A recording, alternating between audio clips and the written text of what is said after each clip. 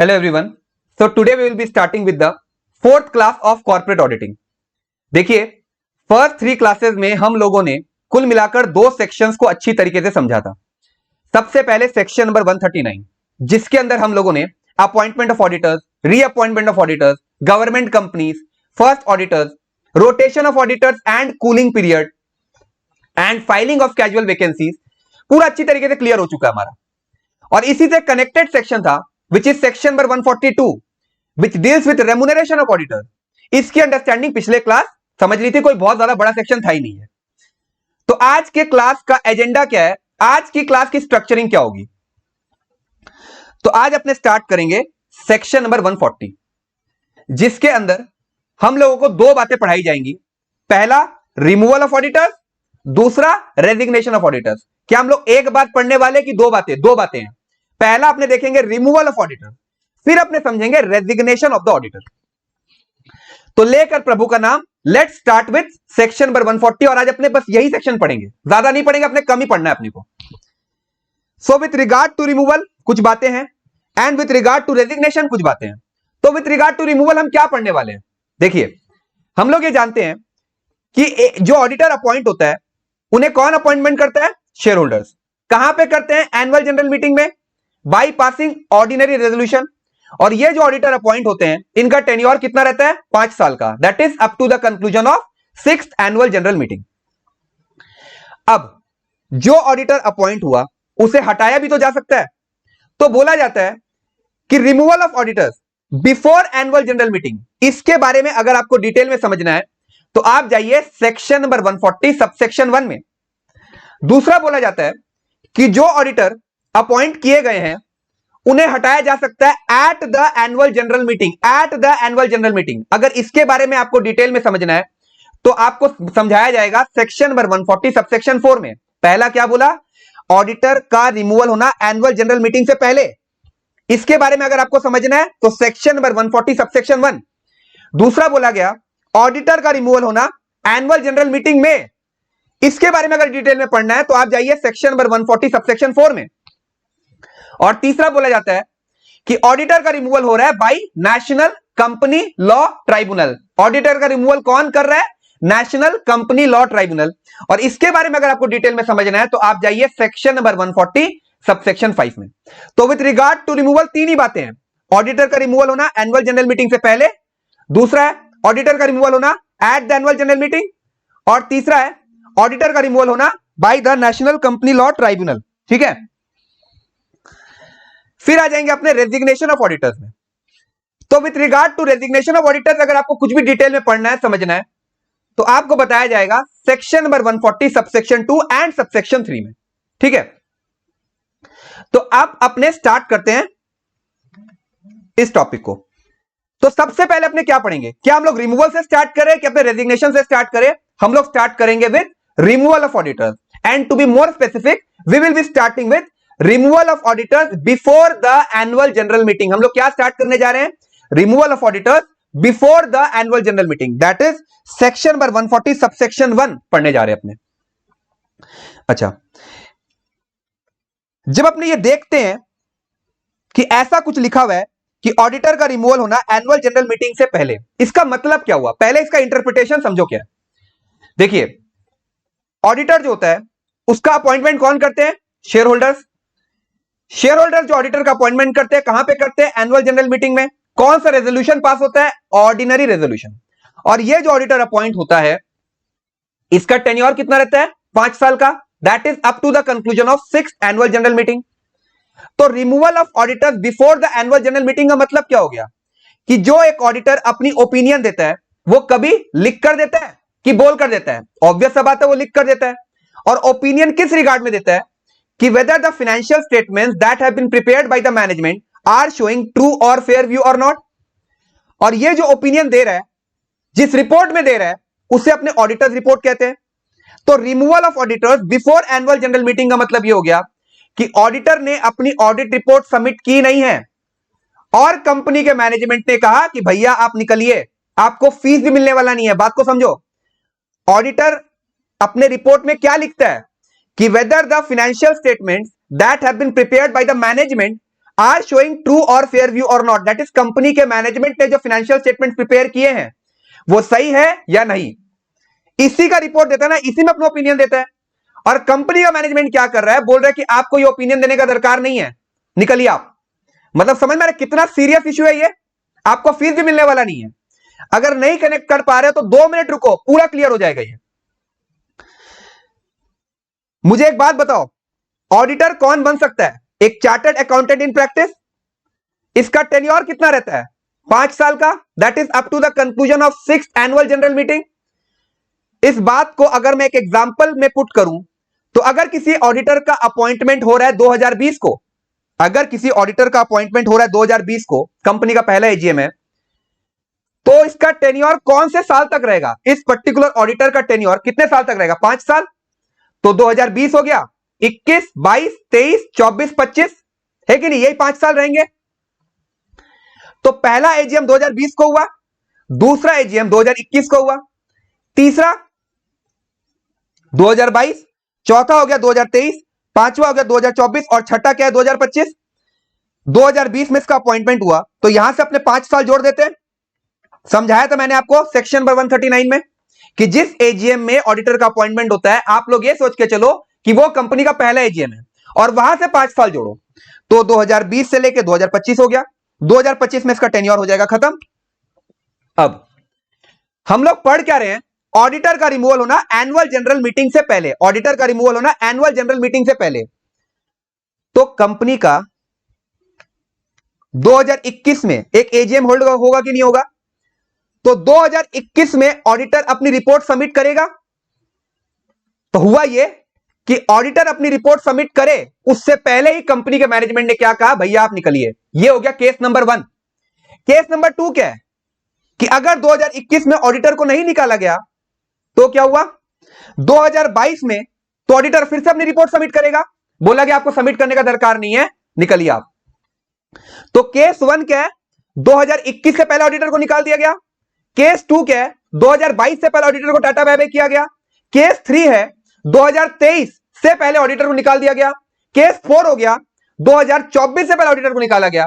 और case number 5 क्या है? 2025 से पहले ऑडिटर को निकाल दिया गया। मतलब सिंपल सा बात है, एनुअल जनरल मीटिंग से पहले ऑडिटर को बोल रहा है भैया आप निकलिए, टाटा बाय बाय, आपको ऑडिट रिपोर्ट सबमिट करने की दरकार नहीं है। अब ये तुम लोग खुद एक्नॉलेज करो, ये कितना इंसल्टिंग है ऑडिटर के लिए। देखो, एक सीए जो रहता है उसका पहचान ही है ऑडिटर रिपोर्ट, वो कितनी अच्छी रिपोर्टिंग करके दे रहा है। और कंपनी का मैनेजमेंट बोल रहा है भैया आपका रिपोर्ट हमको चाहिए नहीं, हमको पता है हमारे कंपनी में क्या है, आप हमारी बात तो सुनने वाले हो नहीं। हम बोल रहे हैं कि हमारे कंपनी में सब कुछ सही, आप मान ही नहीं रहे हो। ऑडिटर क्या? ऑडिटर तो इंडिपेंडेंट होता है ना, ऑडिटर किसी के इन्फ्लुएंस में आने वाला नहीं है। ऑडिटर एक अनबायस्ड पर्सन है। ऑडिटर से सीधा साधा आदमी, ऑडिटर से शुद्ध आदमी पूरी दुनिया में एग्जिस्ट नहीं करता है। तो इतना निष्पक्ष आदमी, इतना अनबायस्ड आदमी, इतना इंडिपेंडेंट आदमी को आप रिपोर्ट ही देने नहीं दे रहे हो, बोले निकलिए। मतलब 100% आपके कंपनी में कुछ ना कुछ गोलमाल था जो कि आप प्रेजेंट करने नहीं दे रहे हो। देखो एक बात को समझो कि एक कंपनी की जो फाइनेंशियल स्टेटमेंट्स होती है उस पर कंपनी की जो फाइनेंशियल स्टेटमेंट्स होती है उस पर ही ऑडिटर कमेंट करता है कि ये जो फाइनेंशियल स्टेटमेंट्स बने हैं ये सही है या गलत। और ऑडिटर के ओपिनियन पर स्टेक होल्डर्स आंख बंद करके भरोसा कर रहे हैं। अब कंपनी में कुछ गड़बड़ी है, ऑडिटर बोलने को भी तैयार है, लेकिन मैनेजमेंट बोल रहा है नहीं हमको आपका रिपोर्ट नहीं चाहिए, हमको आपका ओपिनियन नहीं चाहिए, निकलिए आप। तो क्या यह बहुत ज्यादा सीरियस इशू है कि नहीं है कि conflict between the auditor and the company's management is so severe that auditor is not even allowed to complete audit. Auditor को ऑडिट कंप्लीट तक करने नहीं दिया जा रहा है for that particular financial year, and removing the auditor before the annual general meeting काफी इंसल्टिंग होगा ऑडिटर के लिए, है कि नहीं? तो इसके रिगार्ड में कुछ लॉ बनाया जाना चाहिए कि ऐसे ही कंपनी का मैनेजमेंट नहीं बोल सकता है निकलिए और निकल जाएगा। वो कुछ स्टेप्स होंगे, तो वो स्टेप्स है ये, मेरे साथ साथ बोलो, BRCG ADT to SR, BRCG ADT to SR, BRCG ADT to SR, BRCG ADT to SR, BRCG ADT to SR। ये बोलोगे, ये पोएट्री दिमाग बनाना चाहिए। BRCG ADT to SR बोल रहा है कि अगर कंपनी का मैनेजमेंट किसी ऑडिटर को हटाना चाहता है एनुअल जनरल मीटिंग से पहले, तो इतना हलवा नहीं है। सबसे पहले आपको बोर्ड रेजोल्यूशन पास करना पड़ेगा। BR मतलब क्या हो गया कि सबसे पहले तो भैया बोर्ड रेजोल्यूशन पास करिए। अब बोर्ड रेजोल्यूशन पास करने से क्या ऑडिटर हट जाएगा क्या? नहीं। फिर बोला गया कि जब आपने बोर्ड रेजोल्यूशन पास कर दिया, वहां से 30 दिन के अंदर, जब आपने बोर्ड रेजोल्यूशन पास कर दिया वहां से 30 दिन के अंदर आप एक एप्लीकेशन दीजिए सेंट्रल गवर्नमेंट को। कौन से फॉर्म में देंगे वो application? ADT2। With in 30 days of passing BR, application in form ADT2 should be made to the central government. अब सेंट्रल गवर्नमेंट बताएगा कि इस ऑडिटर को हटाना है या नहीं हटाना है। और सेंट्रल गवर्नमेंट ऐसे नहीं बोल देता है, वो ऑडिटर को बुलाएगा, बोला भैया तुम अपना बात बता, किस लिए तेरे को ये लोग हटाना चाहता है। That is central government shell give a reasonable opportunity of being heard before taking any action. और सिर्फ ऑडिटर को नहीं बुलाएगा, वो कंपनी के मैनेजमेंट को भी बुलाएगा। दैट इज ऑडिटर जी आप भी अपना बात को रखिए और मैनेजमेंट आप भी अपना बात को रखिए कि किस लिए आप इसको हटा रहे हो। अगर आपको इसको हटाने का तो अपॉइंटमेंट किस लिए किया आपने? तो सबसे पहले क्या बोला गया कि आप बोर्ड रेजोल्यूशन पास कर दो। बोर्ड रेजोल्यूशन पास करने से क्या ऑडिटर हट जाएगा? नहीं। फिर आएगा central government. With in 30 days of passing BR, application in form ADT2 should be made to the central government. और सेंट्रल गवर्नमेंट क्या करेगा? ऑडिटर को भी बुलाएगा, कंपनी का मैनेजमेंट को भी बुलाएगा और दोनों को बोला जाएगा कि आप अपनी बात को रखिए। यहां पर अगर सेंट्रल गवर्नमेंट चाहे तो मना भी कर सकता है कि नहीं ऑडिटर नहीं हटेगा, और अगर सेंट्रल गवर्नमेंट को ठीक लगा तो यह बात भी वो बोल सकता है कि ठीक ऑडिटर को हटा दो। अच्छा, जब सेंट्रल गवर्नमेंट ऐसा बोल देता है कि ऑडिटर को हटा दो तो ऑडिटर हट जाएगा क्या? नहीं, अभी भी नहीं हटेगा। फिर आता है तीसरा स्टेप, बोलता है with in 60 days from the receipt of the approval of the central government. फिर कंपनी क्या करेगा? SR पास करेगा in the extra ordinary general meeting. मतलब अब शेयर होल्डर्स का अप्रूवल भी चाहिए। बात को समझो क्या हुआ।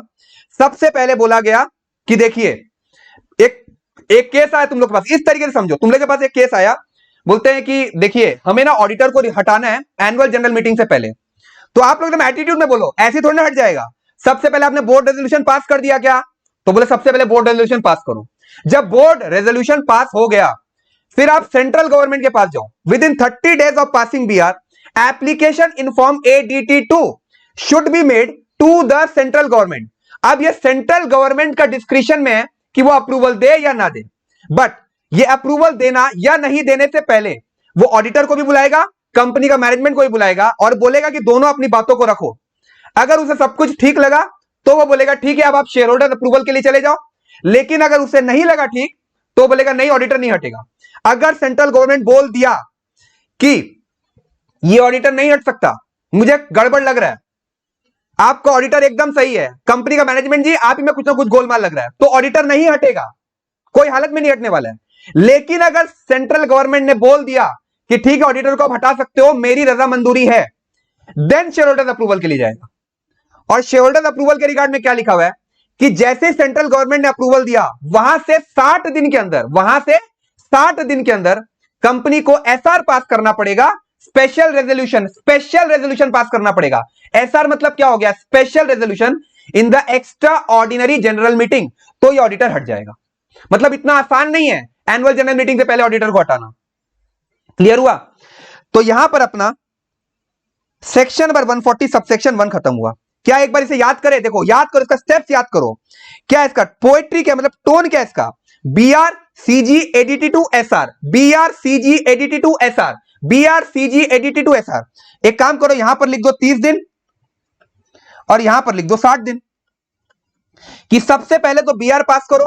BR पास करने के 30 दिन के अंदर सेंट्रल गवर्नमेंट से अप्रूवल लो इन फॉर्म ADT2। अगर सेंट्रल गवर्नमेंट ने अप्रूवल दे दिया तो उस अप्रूवल के 60 दिन के अंदर SR पास कर दो in the extra ordinary general meeting. यही तो है। फिर से बोलो, देखो सबसे पहले BR पास करो, BR पास करने के 30 दिन के अंदर आप क्या कर दो? एक एप्लीकेशन दो in form ADT2 to the central government. अब ये सेंट्रल गवर्नमेंट पर है कि वो अप्रूवल देगा या नहीं देगा। अगर अप्रूवल दिया तो सेंट्रल गवर्नमेंट के अप्रूवल देने के 60 दिन के अंदर आप स्पेशल रेजोल्यूशन पास कर दो in the extra ordinary general meeting. तो यहां पर अपना सेक्शन नंबर 140 सब सेक्शन 1 पूरा का पूरा समाप्त हो गया, है कि नहीं? आसान था कि नहीं था? अब अपने स्टार्ट करते हैं removal of auditors eight the annual general meeting. देखिए अभी हम लोगों ने क्या समझा? Removal of auditors before annual general meeting, जिसका मतलब क्या था कि ऑडिटर ने अपनी रिपोर्ट सबमिट नहीं की है और कंपनी के मैनेजमेंट ने कहा भैया आप निकलिए। अब अपने ये समझने जा रहे हैं कि ऑडिटर का रिमूवल होना eight the annual general meeting, auditor का रिमूवल होना eight the annual general meeting. इसका मतलब क्या हो गया कि ऑडिटर ने अपनी रिपोर्ट सबमिट कर दी है और अब कंपनी का मैनेजमेंट बोल रहा है कि भैया आप निकलिए। तो सेक्शन नंबर 140 सबसेक्शन 1 और सेक्शन नंबर 140 सबसेक्शन 4 अगर दोनों को कंपेयर करेंगे तो ज्यादा सीरियस इशू कौन सा है, आप लोग खुद एक्नॉलेज करो। पहला है ऑडिटर को रिपोर्ट सबमिट करने नहीं दिया गया और बोला गया निकलो। दूसरा है ऑडिटर को रिपोर्ट सबमिट करने दे दिया गया है और अब बोल रहे हैं कि आप निकलिए।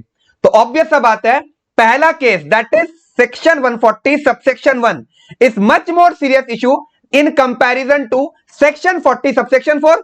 समझ पा रहे हो? तो चलिए इसके बारे में आप डिटेल में समझते हैं।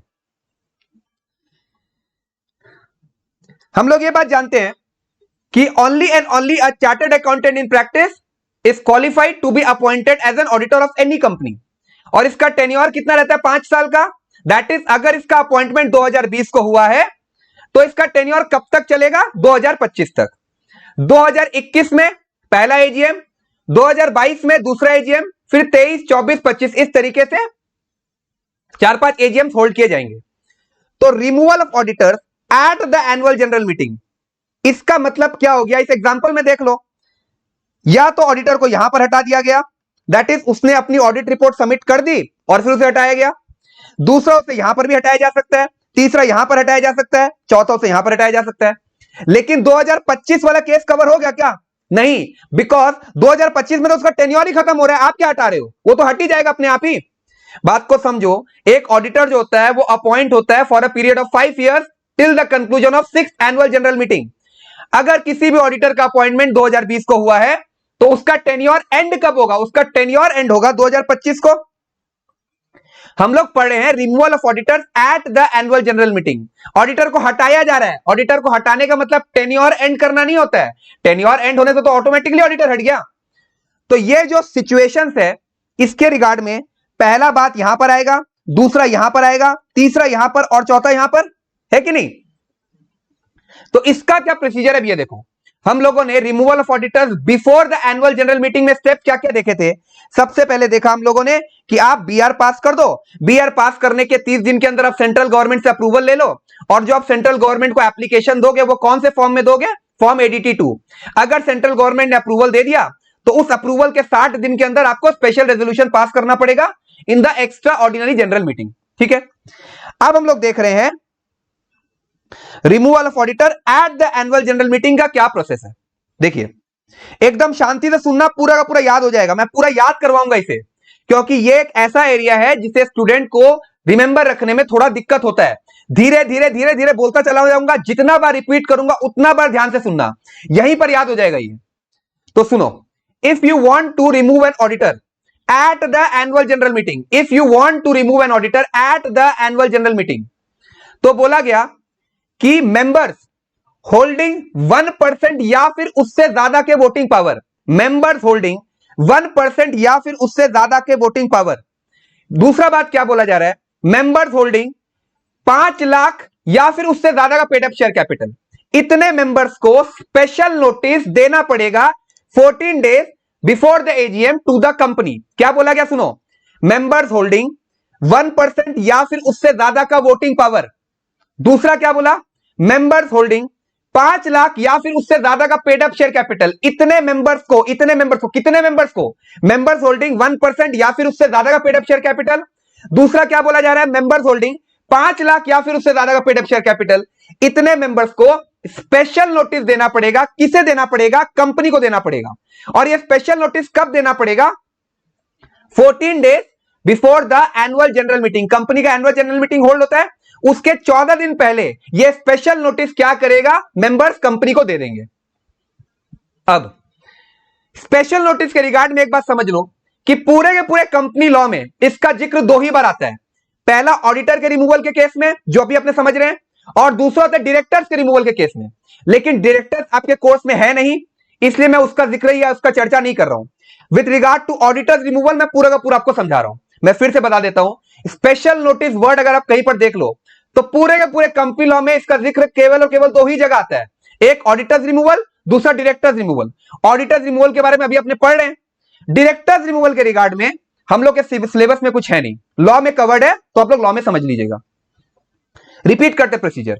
If you want to remove an auditor at the annual general meeting, तो members holding more than equal to 1% of voting power, या फिर मेंबर्स होल्डिंग 5 लाख या फिर उससे ज्यादा का पेड अप शेयर कैपिटल, इतने मेंबर्स को स्पेशल नोटिस देना पड़ेगा। स्पेशल नोटिस देना पड़ेगा, बिकॉज यहां पर ऑडिटर के रिमूवल का बात हो रहा है। स्पेशल नोटिस किसे देना पड़ेगा? कंपनी को देना पड़ेगा। स्पेशल नोटिस कब देना पड़ेगा? 14 days before the annual general meeting. और जो स्पेशल नोटिस होगा उसमें कुछ लिखा हुआ भी तो रहेगा, तो उसमें प्रपोज किया जाएगा कि जो एग्जिस्टिंग ऑडिटर है हम लोग उसे हटाना चाहते हैं और एक नया ऑडिटर का अपॉइंटमेंट होना चाहिए। एग्जिस्टिंग ऑडिटर को हटाना चाहते हैं और एक नया ऑडिटर का अपॉइंटमेंट होना चाहिए। फिर से बोलो, मेंबर्स होल्डिंग 1% या फिर उससे ज्यादा का वोटिंग पावर, या फिर मेंबर्स होल्डिंग 5 लाख या फिर उससे ज्यादा का पेड अप शेयर कैपिटल, इतने मेंबर्स को स्पेशल नोटिस देना पड़ेगा। अब स्पेशल नोटिस देखते ही 3 सवाल दिमाग में आएगा। स्पेशल नोटिस किसे देना पड़ेगा? कंपनी को देना पड़ेगा। स्पेशल नोटिस कब देना पड़ेगा? 14 days before the annual general meeting. किसे देना पड़ेगा? कंपनी को देना पड़ेगा। कब देना पड़ेगा? 14 days before the annual general meeting.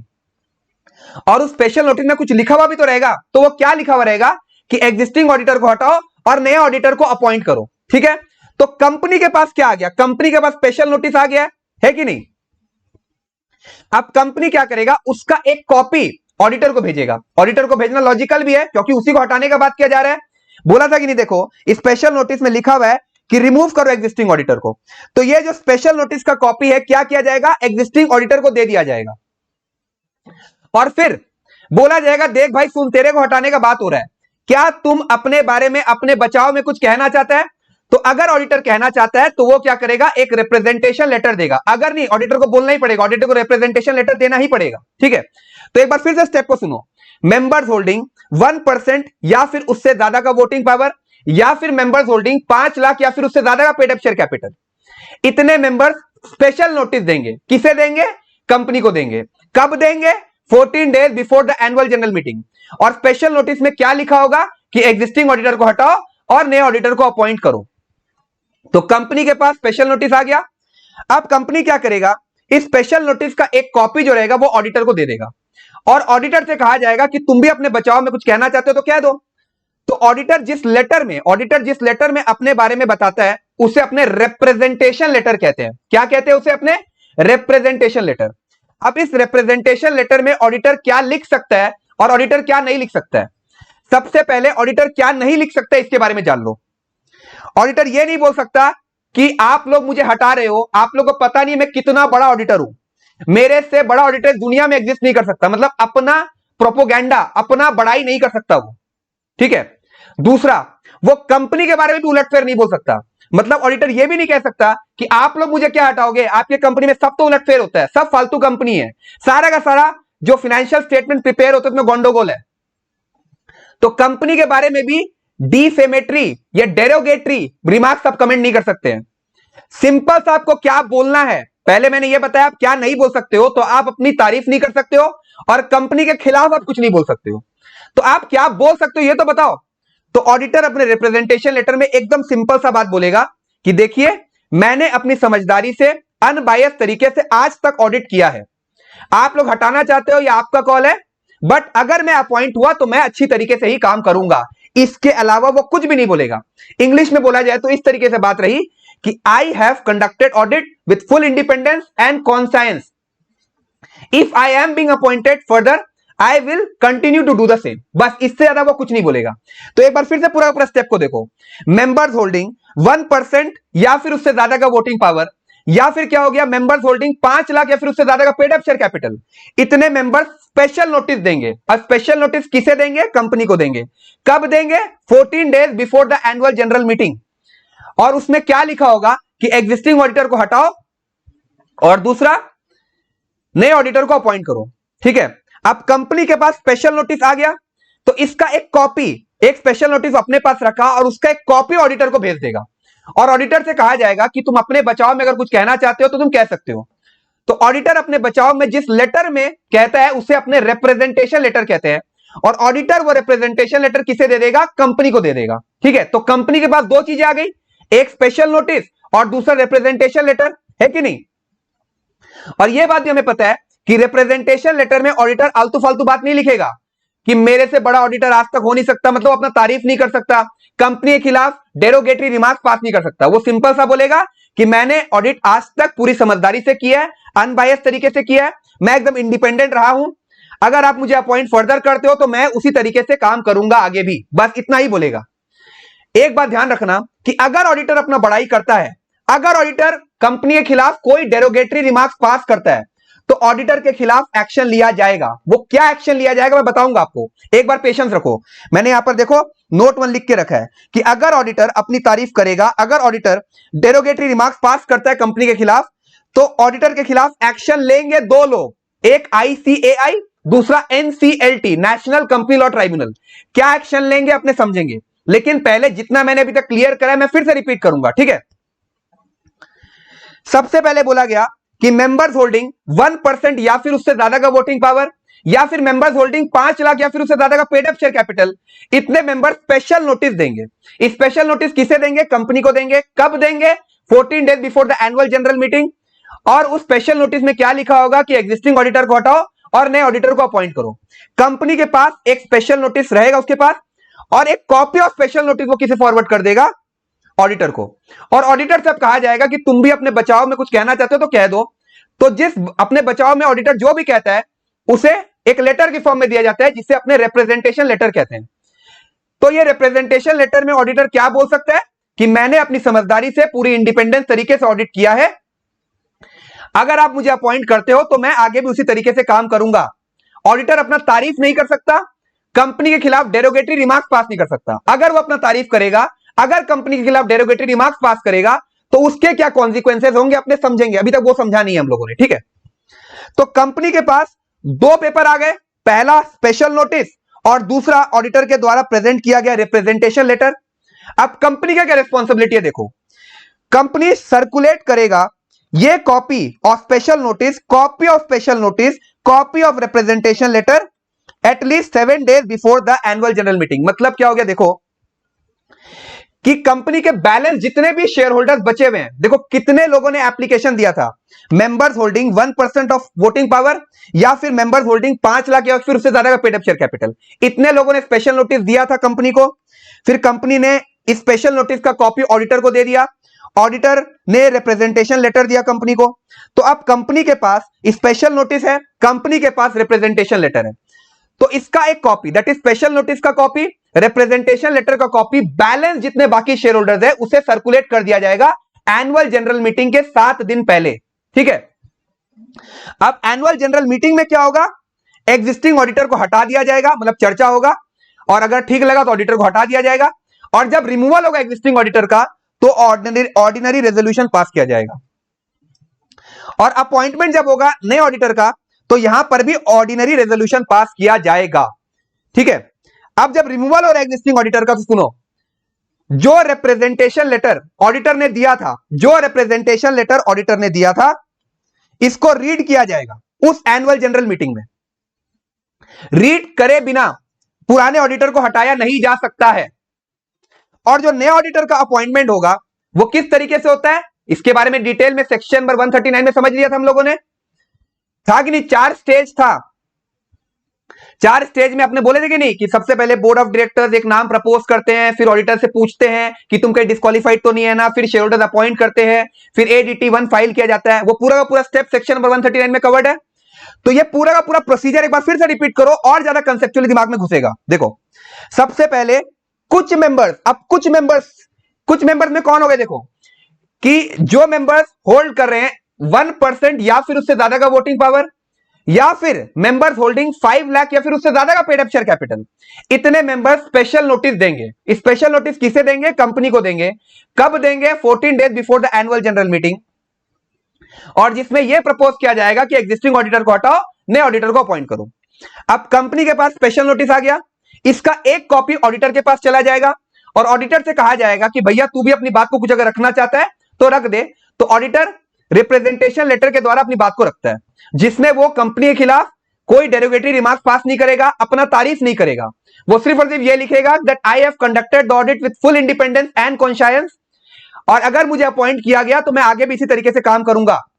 तो कंपनी के पास क्या क्या आ गया, कंपनी के पास स्पेशल नोटिस है और कंपनी के पास दूसरा पेपर जो है वो क्या है, रिप्रेजेंटेशन लेटर है। तो अब कंपनी का रिस्पॉन्सिबिलिटी बनता है कि एजीएम के 7 दिन पहले स्पेशल नोटिस का कॉपी और रिप्रेजेंटेशन लेटर का कॉपी बैलेंस जितने मेंबर्स है सबको पास ऑन कर दिया जाए, सर्कुलेट कर दिया जाए। ठीक है, तो 7 दिन पहले एजीएम के ये काम कर दिया गया। अब एजीएम का डेट आया, अब एजीएम के डेट के दिन क्या होगा, ऑडिटर को हटाया जाएगा, दैट इज जो पुराना ऑडिटर से हटाओ। तो इसके लिए आपको पहले ऑर्डिनरी रेजोल्यूशन पास करना पड़ेगा। दूसरा रिक्वायरमेंट क्या है कि ऑडिटर ने जो रिप्रेजेंटेशन लेटर दिया था उसे एनुअल जनरल मीटिंग में रीड आउट किया जाएगा। अगर सब कुछ सही लगा तो उस ऑडिटर को हटा दो। दूसरा क्या है कि अब नए ऑडिटर को अपॉइंट करो, तो नए ऑडिटर की जो अपॉइंटमेंट होगी उसके लिए फिर से ऑर्डिनरी रेजोल्यूशन पास किया जाएगा। मतलब यहां पर 2 बार ऑर्डिनरी रेजोल्यूशन पास किया जा रहा है, पहला एग्जिस्टिंग ऑडिटर को हटाने के लिए और दूसरे नए ऑडिटर को अपॉइंट करने के लिए। इतना क्लियर हो गया। अब अपना एक पोर्शन पेंडिंग था कि नहीं था यहां पर, कि अगर ऑडिटर रिप्रेजेंटेशन लेटर में अपना तारीफ किया, कंपनी के खिलाफ डेरोगेटरी रिमार्क्स पास किया, तो फिर उस ऑडिटर पर क्या क्या कॉन्सिक्वेंसेस हो सकते हैं। तो आईसीएआई और एनसीएलटी एकदम बंबू कर देगा उसका। आईसीआई क्या करेगा, उस सीए के खिलाफ डिसिप्लिनरी एक्शंस लेगा, जिसके बारे में डिटेल में सीए एक्ट में लिखा गया, आपके सिलेबस में नहीं है। तो आईसीआई क्या करेगा, इनिशिएट करेगा disciplinary proceedings against this CA. और दूसरा एनसीएलटी आ जाएगा। एनसीएलटी बोलेगा कि आपने अपना तारीफ किया ना, कंपनी के खिलाफ डेरोगेटरी रिमार्क्स पास किया ना, मतलब आप तो अपने आप को बहुत महान साबित कर रहे हो। तो इसे इंग्लिश में कहा जाता है कि needless publicity for defamatory matter. मतलब समझो कि अगर ऑडिटर अपना तारीफ कर रहा है, अगर ऑडिटर कंपनी के खिलाफ डेरोगेटरी रिमार्क्स पास कर रहा है, तो ऑडिटर अगर यह काम कर रहा है ना, तो इसे क्या बोला जाता है कि needless publicity for defamatory matter. इस जुर्म को क्या बोला जाता है, needless publicity for defamatory matter. तो if the auditor tries to obtain needless publicity for defamatory matter, then NCLT shall allow the company to neither circulate nor read at AGM the representation letter। मतलब auditor की 2 right उसे छीन ली जाएगी। सबसे पहला क्या है कि ये जो सर्कुलेट किया जाता था रिप्रेजेंटेशन लेटर जो कंपनी कर रहा था वो नहीं करेगा, और रिप्रेजेंटेशन लेटर को रीड भी नहीं किया जाएगा। समझो बात को क्या हो रहा है कि अगर ऑडिटर ने ये 2 काम किए, अपनी तारीफ करने का और दूसरा कंपनी के खिलाफ डेरोगेटरी रिमार्क्स पास करने का, तो एनसीएलटी क्या करेगा, बोलेगा कि ये रिप्रेजेंटेशन लेटर को आप रीड मत कीजिएगा और ना ही उसे सर्कुलेट कीजिएगा। If the auditor tries to obtain needless publicity for defamatory matter, then NCLT shall allow the company to neither circulate nor read at AGM the representation letter. Also legal fees for NCLT application shall be reimbursed by the auditor to the company. समझ में आ रहा है? फिर से repeat करता हूं, देखो पूरा प्रोसेस फिर से रिपीट करेंगे, ज्यादा क्लियर होगा। कुछ मेंबर्स एप्लीकेशन देते हैं कंपनी को, कुछ मेंबर्स में कौन कौन आ गए, members holding 1% of the total voting power और मेंबर्स होल्डिंग 5 लाख या फिर उससे ज्यादा का पेड अप शेयर कैपिटल। इतने मेंबर्स स्पेशल नोटिस देंगे कंपनी को, और स्पेशल नोटिस कब देंगे, 14 days before the annual general meeting, जिसमें वो पुराने ऑडिटर को हटाने की बात करेंगे और नए ऑडिटर की अपॉइंटमेंट की बात करते हैं। कंपनी क्या करेगा, स्पेशल नोटिस का एक कॉपी ऑडिटर को दे देगा और ऑडिटर से कहेगा कि आप भी अपनी बात अगर रखना चाहते हो तो आप एक रिप्रेजेंटेशन लेटर दे दो। तो उस रिप्रेजेंटेशन लेटर में ऑडिटर अपनी तारीफ नहीं कर सकता और उस रिप्रेजेंटेशन लेटर में वो कंपनी के बारे में गलत शब्दों का प्रयोग भी नहीं कर सकता है। अगर ऑडिटर ऐसा किया तो आईसीआई उस सीए के खिलाफ डिसिप्लिनरी प्रोसीडिंग ले लेगा और एनसीएलटी क्या करेगा, उससे 2 राइट छीन लेगा, सर्कुलेशन नहीं होगा और दूसरा क्या, उसका रिप्रेजेंटेशन को एनुअल जनरल मीटिंग में रीड नहीं किया जाएगा। ठीक है, लेकिन अगर ऑडिटर ने यह कहा कि I have conducted the audit with full independence and conscience, और अगर मैं अपॉइंट होता हूं तो मैं आगे भी इसी तरीके से काम करूंगा, तब कोई प्रॉब्लम नहीं है।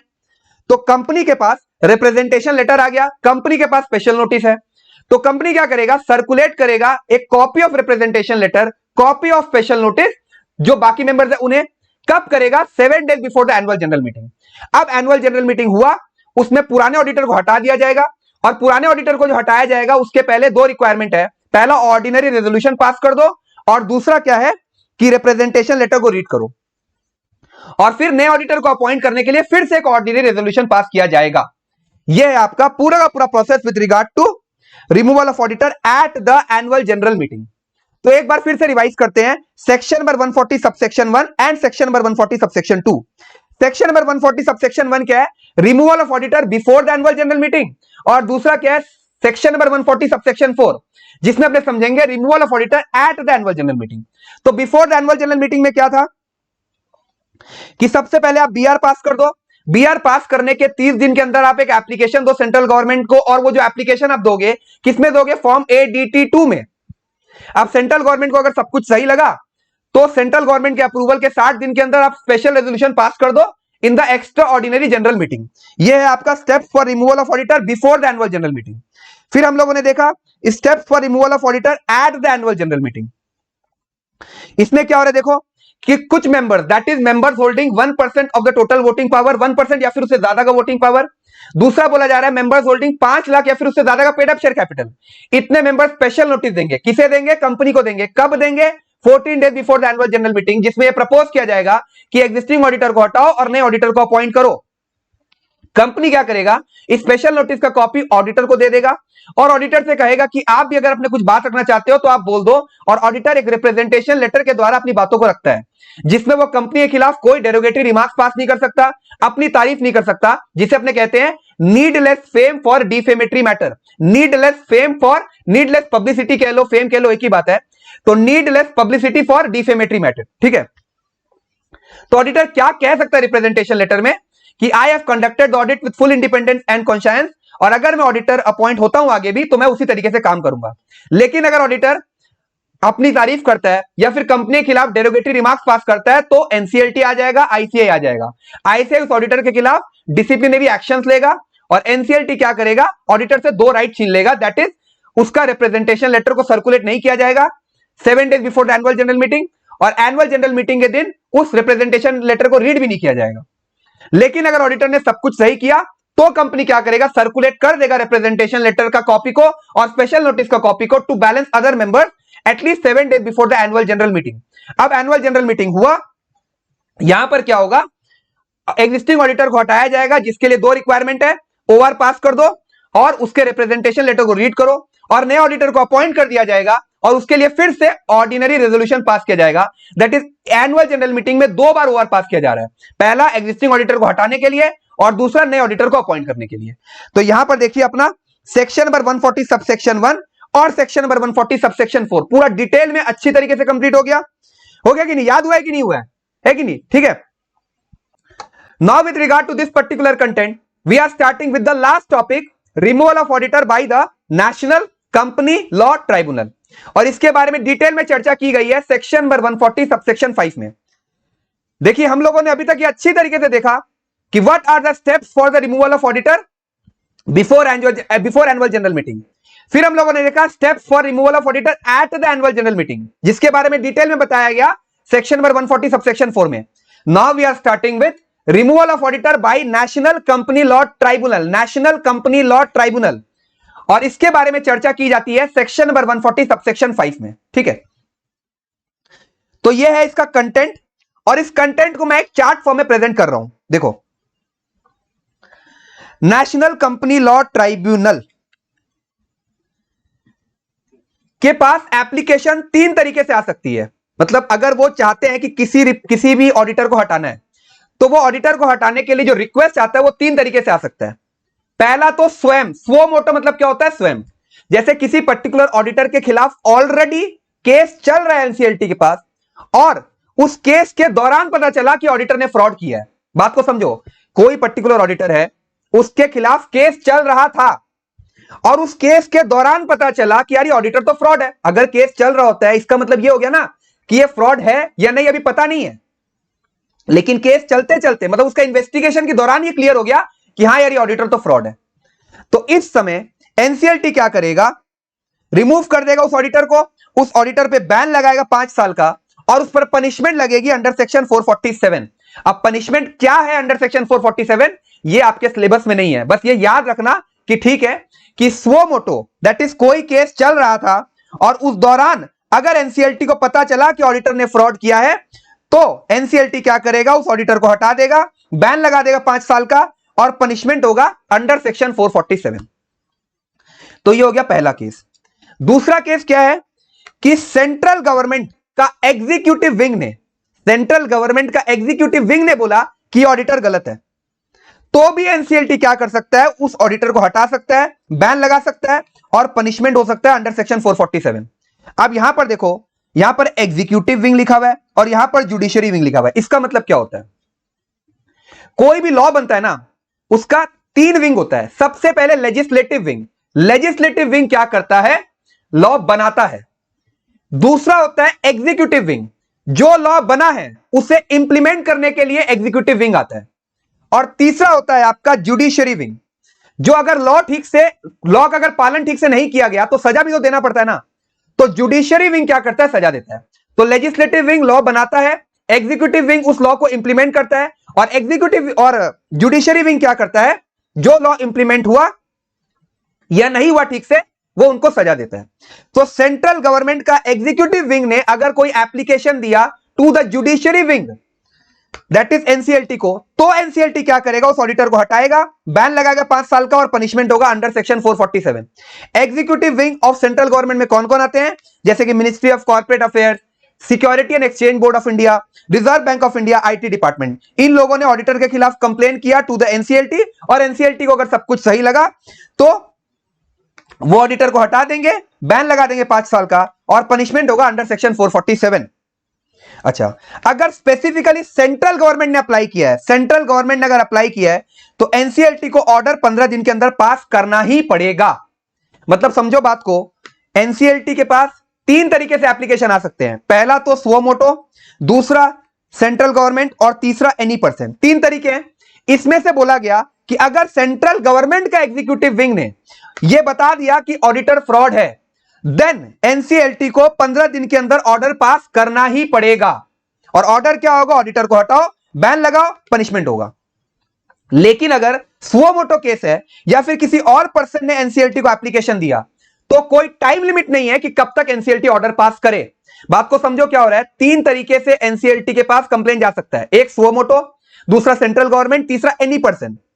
बोला गया कि अगर सेंट्रल गवर्नमेंट ने यह एप्लीकेशन दिया, बोला कि यह ऑडिटर फ्रॉड है, तो एनसीएलटी को ऑर्डर 15 दिन के अंदर पास करना पड़ेगा। Order with regard to wit, order जो विथ रिगार्ड टू व्हाट, कि ऑडिटर को हटाओ, उस पर बैन लगाओ 5 साल का, और तीसरा पनिशमेंट होगा अंडर सेक्शन 447। लेकिन अगर सुओ मोटो केस है या फिर एनी पर्सन केस है, तो एनसीएलटी के ऊपर कोई दबाव नहीं है कि अपना ऑर्डर 15 दिन के अंदर ही पास करो।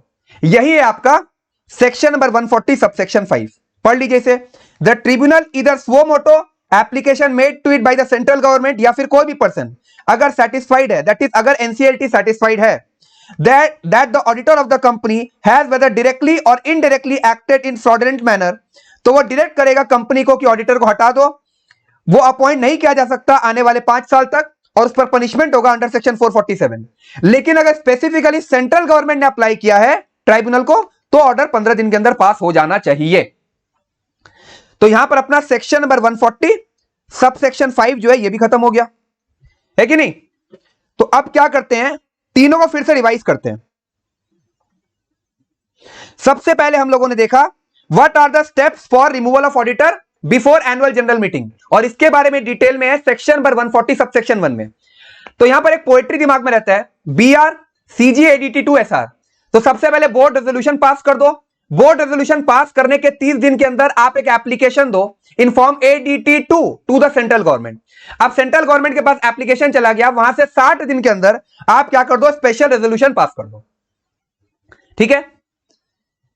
फिर हम लोग आ गए सेक्शन नंबर 140 सबसेक्शन 4 में, जिसमें हम देखते हैं what are the steps of the removal of auditor at the annual general meeting. तो मेंबर्स होल्डिंग 1% ऑफ द 1% या फिर उससे ज्यादा का वोटिंग पावर, और दूसरा क्या, मेंबर्स होल्डिंग 5 लाख या फिर उससे ज्यादा का पेड अप शेयर कैपिटल, ये लोग स्पेशल नोटिस देते हैं। किसे देते हैं, कंपनी को देते हैं। कब देते हैं, 14 days before the annual general meeting, जिसमें यह प्रपोज किया जाता है कि एग्जिस्टिंग ऑडिटर को हटाओ और नए ऑडिटर को अपॉइंट करो। कंपनी के पास स्पेशल नोटिस आ गया तो उसका वो एक कॉपी ऑडिटर को पास ऑन कर देते हैं, और ऑडिटर से कहते हैं कि तुम्हें भी अगर अपने तरफ से कुछ बोलना है तो एक रिप्रेजेंटेशन लेटर दे दो। उस रिप्रेजेंटेशन लेटर में ऑडिटर अपनी बड़ाई नहीं करेगा, कंपनी के खिलाफ डेरोगेटरी रिमार्क्स पास नहीं करेगा, वो सिर्फ और सिर्फ यह लिखेगा कि मैंने पूरी समझदारी से और इंडिपेंडेंट तरीके से ऑडिट किया है, और अगर मुझे आगे भी आप अपॉइंट करते हो तो मैं उसी तरीके से काम करूंगा। लेकिन अगर उसने अपनी बड़ाई की, या फिर उसने कंपनी के खिलाफ डेरिवेटरी रिमार्क्स पास किया, तो फिर आईसीआई आ जाएगा जो कि उसके खिलाफ डिसिप्लिनरी एक्शन लेगा, और एनसीएलटी आ जाएगा जो कि उससे 2 राइट छीन लेगा। तो ये अपने एज्यूम करके चलते हैं कि ऑडिटर ने सब सही तरीके से ही बात की है, दैट इज उसने बोला कि हां ठीक है मैं इंडिपेंडेंट तरीके से ऑडिट करूंगा अगर मेरा अपॉइंटमेंट हो गया तो आगे कंपनी क्या करेगा कि उसके पास जो स्पेशल नोटिस है, उसके पास जो रिप्रेजेंटेशन लेटर है, उसका कॉपी पास ऑन किसे कर देगा, सर्कुलेट किसे कर देगा, बैलेंस बाकी मेंबर्स को। कब करेगा? 7 days before the annual general meeting. फिर एनुअल जनरल मीटिंग में एग्जिस्टिंग ऑडिटर को हटा दिया जाएगा, लेकिन हटाने से पहले उसके पास 2 राइट है कि वो अपना रिप्रेजेंटेशन लेटर को रीड कर सकता है और ऑर्डिनरी रेजोल्यूशन पास करना पड़ेगा उस एग्जिस्टिंग ऑडिटर को हटाने के लिए।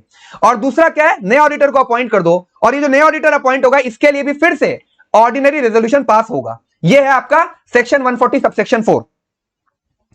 फिर अपने आगे सेक्शन 140 सबसेक्शन 5 में, जिसमें बोला गया steps for removal of auditor by the national company law tribunal. तो बोलता है नेशनल कंपनी लॉ ट्राइब्यूनल के पास जो एप्लीकेशन जाता है वो 3 तरीके से जाता है, एक सुओ मोटो, एक सेंट्रल गवर्नमेंट, और तीसरा क्या, एनी पर्सन। और नेशनल कंपनी लॉ ट्राइब्यूनल क्या करता है, ऑर्डर क्या पास करता है, सबसे पहले ऑडिटर को हटा देगा वो, दूसरा बैन लगा देगा 5 साल का, और पनिशमेंट होगा अंडर सेक्शन 447। बट ध्यान देने वाला बात यह है कि अगर सेंट्रल गवर्नमेंट ने एप्लीकेशन दिया तो एनसीएलटी पर बाध्य है कि वो अपना ऑर्डर पास करना पड़ेगा उसे 15 दिन के अंदर। लेकिन अगर सुओ मोटो का केस है या फिर एनी पर्सन का केस है, देन कोई दबाव नहीं है एनसीएलटी पर कि नहीं 15 दिन के अंदर ऑर्डर पास करो। तो यहां पर देखिए हम लोगों ने removal of auditor before annual general meeting, at annual general meeting and by NCLT पूरे अच्छी तरीके से कर लिया, और मुझे ऐसा लगता है आपको याद भी हो चुका होगा। जो भी हैंड रिटन नोट्स है, देखिए मैं आपको हैंड रिटन नोट्स एक बार दिखा देता हूं इसके, ये मैं शेयर कर दूंगा ग्रुप में, यही आपको नोट डाउन करना है, ठीक है।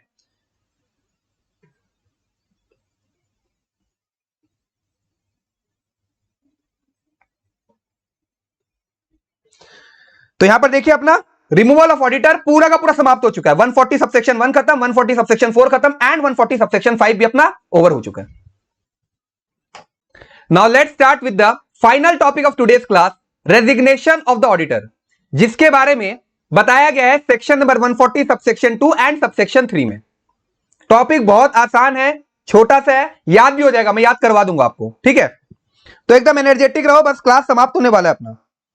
देखिए there are 2 types of auditor, पहले वो जो गवर्नमेंट कंपनी का ऑडिट करते हैं, और दूसरे वो जो गवर्नमेंट कंपनी को छोड़कर अदर कंपनीज का ऑडिट करते हैं। और ये जो ऑडिटर्स हैं वो अगर चाहे स्वयं रिजाइन भी तो कर सकते हैं ना। तो विथ रिगार्ड टू रेजिग्नेशन क्या लॉ है ये देखो, एक बार लिखेगा 33(3) और फिर लिखेगा 33(2). पहले क्या लिखा हम लोगों ने, 33(3), फिर लिखा हम लोगों ने 33(2), और लिखना है हम लोगों को 50,000, 500, 2 लाख। ये अगर याद है तो रेजिग्नेशन ऑफ ऑडिटर का प्रोविजन दिमाग में रखने में कोई दिक्कत नहीं होने वाला है। देखिए अगर गवर्नमेंट कंपनी का कोई ऑडिटर रिजाइन करता है, अगर गवर्नमेंट कंपनी का कोई ऑडिटर रिजाइन करता है, तो ऑडिटर के रिजाइन करने के 30 दिन के अंदर, जिस दिन ऑडिटर ने रिजाइन किया उसके 30 दिन के अंदर ADT 3 फाइल होगा, और यह फाइल किया जाएगा 3 लोगों के पास, company, ROC, Comptroller and auditor general of India, क्योंकि जब गवर्नमेंट कंपनी इन्वॉल्व है तो CNAG इन्वॉल्व होगा ही होगा। सो देखिए फाइल करो form ADT 3 with the company, ROC, CNAG with in 30 days of resignation. तो 33 और 3 का मतलब समझ में आया, यह है with regard to government company. That is अगर गवर्नमेंट कंपनी का कोई ऑडिटर रिजाइन करता है तो उसके रेजिग्नेशन के 30 दिन के अंदर, उसके रेजिग्नेशन के 30 दिन के अंदर ADT 3 फाइल किया जाएगा, और यह ADT 3 3 लोगों के पास जाएगी, पहली कंपनी, दूसरी ROC, और तीसरा क्या है, comptroller and auditor general of India.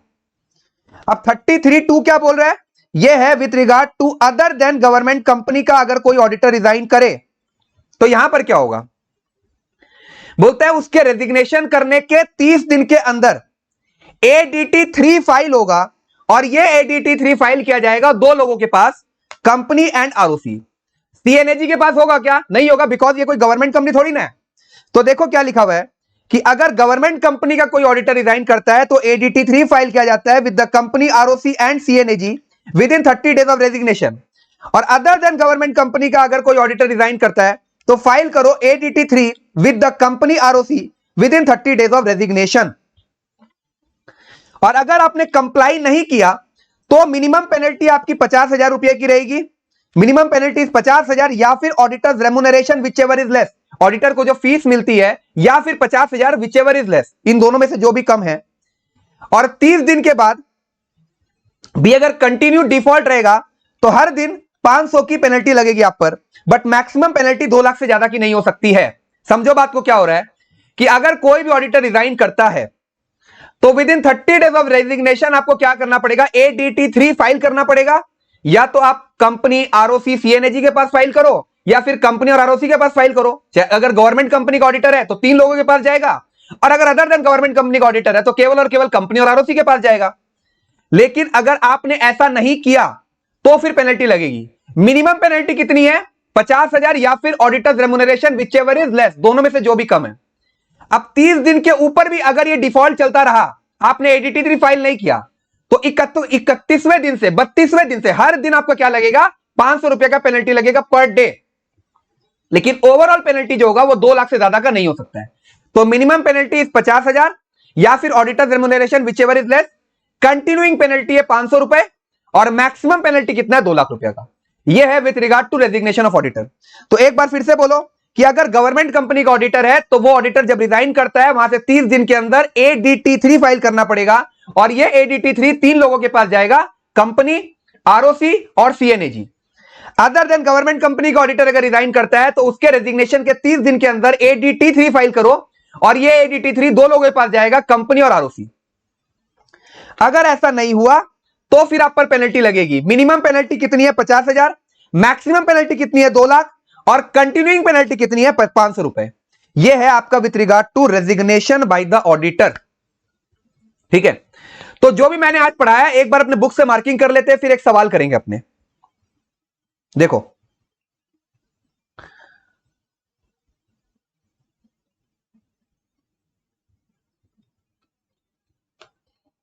पिछले क्लास सेक्शन नंबर 142 जो था उसका मार्किंग नहीं हुआ था, वो भी मैं दिखा देता हूं आपको। देखिए, पेज नंबर 527 में आ जाइए। इसमें 7.1.5 remuneration of the company auditor, ये पूरा का पूरा हम लोगों ने पढ़ लिया था पिछले क्लास। ठीक है, अब आज के क्लास में हम लोगों ने सेक्शन नंबर 140 पूरा का पूरा पढ़ा है। तो पेज नंबर 527 में देखिए, रिमूवल ऑफ कंपनीज ऑडिटर, ये पूरा का पूरा पढ़ चुका हम लोगों ने।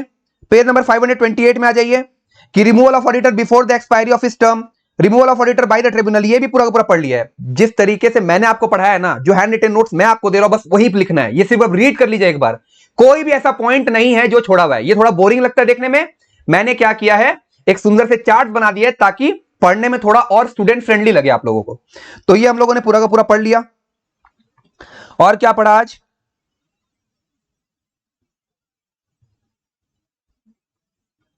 और कुछ भी पढ़ा है।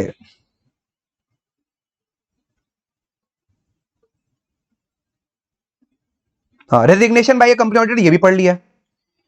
ठीक है, पेज नंबर 525 में आ जाइए। तो आज के क्लास में सेक्शन नंबर 140 जो है वो पूरा का पूरा अपना समाप्त हो चुका है। बस एक सवाल है जो कि मुझे आपको करवाना है, वो मैं करवा देता हूं। So we are through with removal of auditor and resignation of the auditor. देखिए, ईस्टर्न कैरियर्स लिमिटेड ने अपॉइंट किया है मिस्टर रमन को as its auditor in the annual general meeting held on 30 September 2019। Annual general meeting held किया गया था 30 September 2019 को। इसमें मिस्टर रमन को ऑडिटर अपॉइंट किया गया।